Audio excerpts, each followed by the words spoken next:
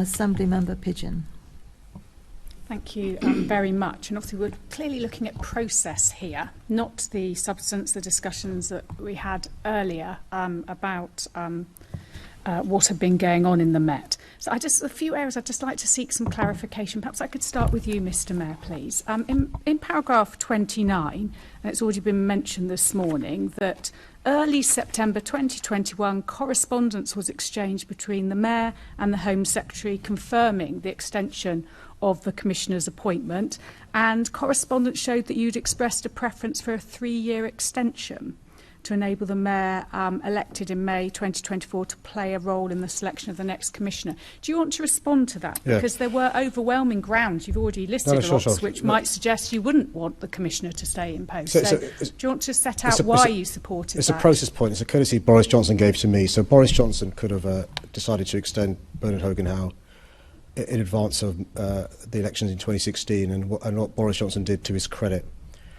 was to allow the new mayor to be elected in May 2016 and then to make a decision on the then commissioner and a new commissioner following that.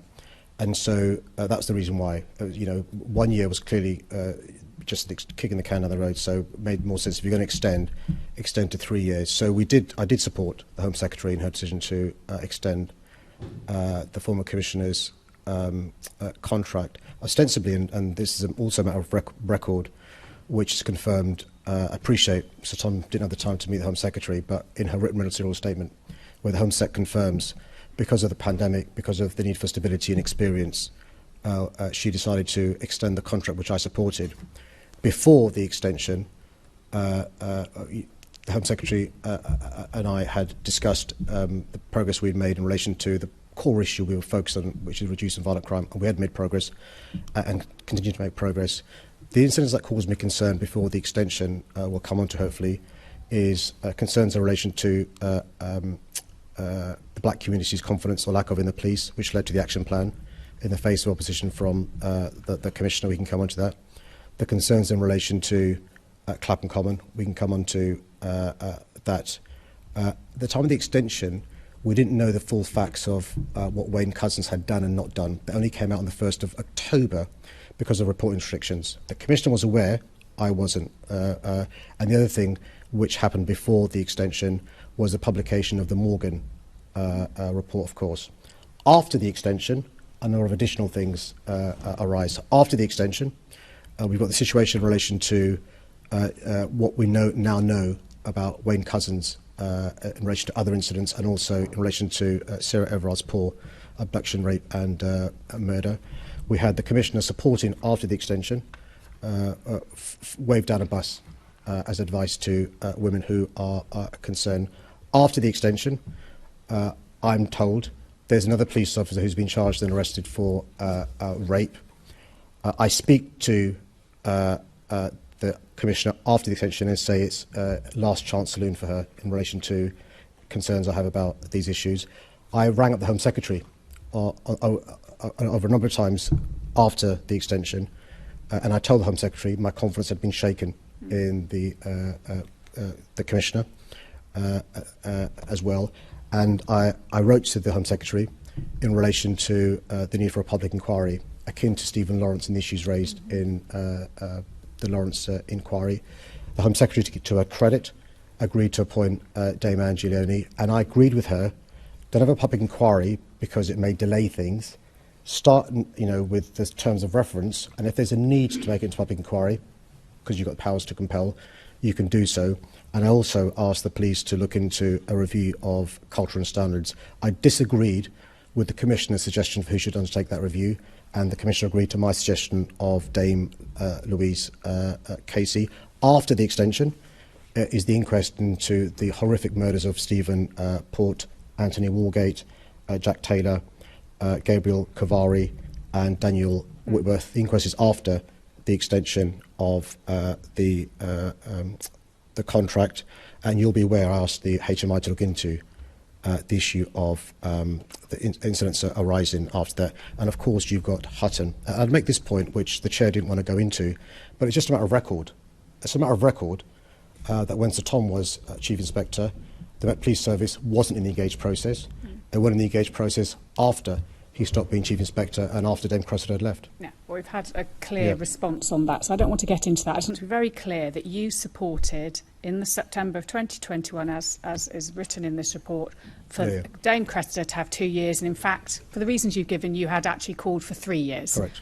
Some stuff was known before that, more, you're saying, came out after. Correct. Can I just get some clarification on a couple of other points in the report? So, on page 21, in the footnote, it states that the IOPC draft report re Operation Houghton was sent to MOPAC in September 2021 and also to the Met Police. So, Mr Mayor, who saw this in MOPAC and were you briefed on this, either verbally or in writing?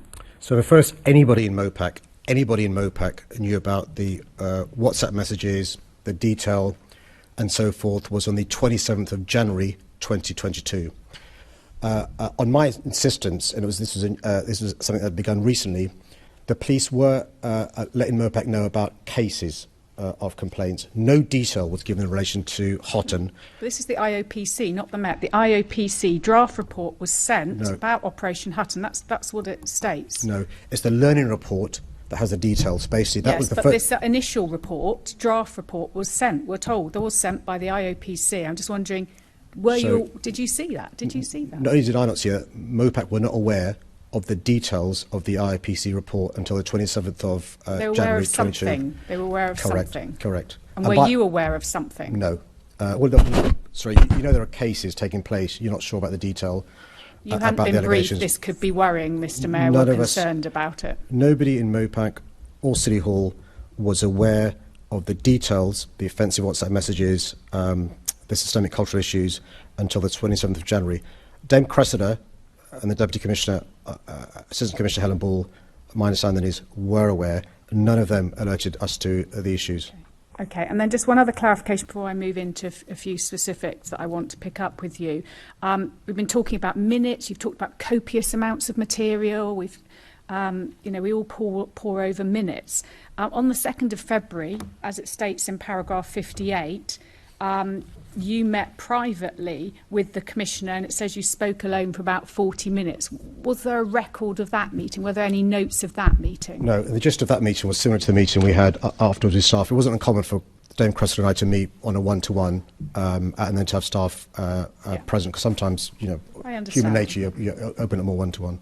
Okay, and then paragraph 67 of the report, it claims that you had asked the Commissioner to secure some external legal advice to see if there's any way you could challenge IOPC's position in relation to officers.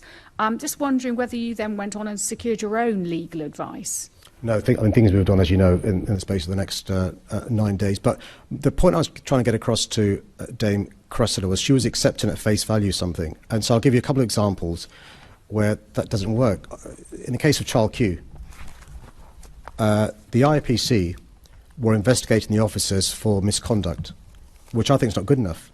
So I wrote to the IPC and said it should be gross misconduct, and my representations led to them going from misconduct to gross misconduct. If you remember Bianca Williams, the awful case of the stop and search, the Commissioner stood by the officers completely. The Deputy Commissioner went a step further. He said, I've seen the video evidence, right, and I support my officers. I'm paraphrasing. In fact, the Deputy Mayor insisted that the Met Police Service referred to the IPC, and there are now charges pending against those officers. My point was, look, there's an issue here in relation to some serious issues exposed by Operation Houghton.